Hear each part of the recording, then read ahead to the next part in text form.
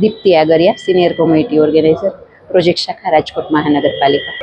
રાજ્ય સરકારશ્રીના માર્ગદર્શનમાં રાજકોટ મહાનગરપાલિકા દ્વારા 5મી જૂન વિશ્વ પર્યાવરણ દિવસથી 31મી ઓક્ટોબર 2025 સુધી માયથેલી ઇવેન્ટનો એક કાર્યક્રમ સ્વચ્છ ભારત મિશન હેઠળ પ્લાસ્ટિક પ્રદૂષણ નાબૂદ કરવા માટે આયોજિત કરવામાં આવ્યો છે.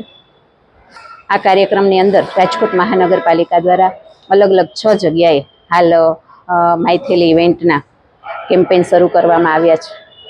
આ માયથેલી ઇવેન્ટનો ઉદ્દેશ એ છે કે રાજકોટ શહેર છે એ પ્રદૂષણ મુક્ત બને અને વધુને વધુ નગરજનો છે એ પોતાના વેસ્ટ કપડાનો બેસ્ટ ઉપયોગ કરી શકે અને કાપડની થેલીનો વધુને વધુ વપરાશ થાય તે દિશામાં રાજકોટ મહાનગરપાલિકા પ્રયત્ન કરી રહી છે. હાલ તો એ પ્રકારનો ઉદ્દેશ્ય છે કે રાજકોટ શહેરના જે નગરજનો છે એ પોતાનું વેસ્ટ કાપડ લઈને આવે અને એમને નિઃશુલ્ક ધોરણે અમારી જે સખી મંડળની બહેનો છે એ એમને નિઃશુલ્ક થેલી બનાવી આપશે.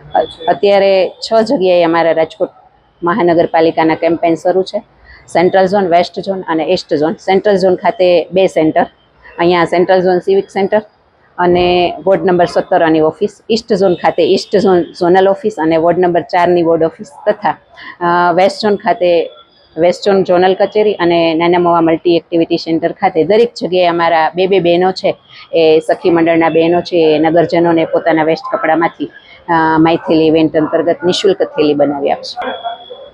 હજુ તો લાસ્ટ ગુરુવાર અને શુક્રવારથી આ અભિયાન શરૂ થયો છે, પણ એમ છતાં છેલ્લા 2 દિવસમાં અંદાજે 280થી વધુ નગરજનો નો સહયોગ મળ્યો છે. એ પોતાનું વેસ્ટ કાપડ લઈ અને અમારા અલગ અલગ સેન્ટરો આવ્યા છે અને 320થી વધુ થેલીઓ છે એ અમારી બહેનોએ નગરજનોને નિઃશુલ્ક બનાવી આપી છે.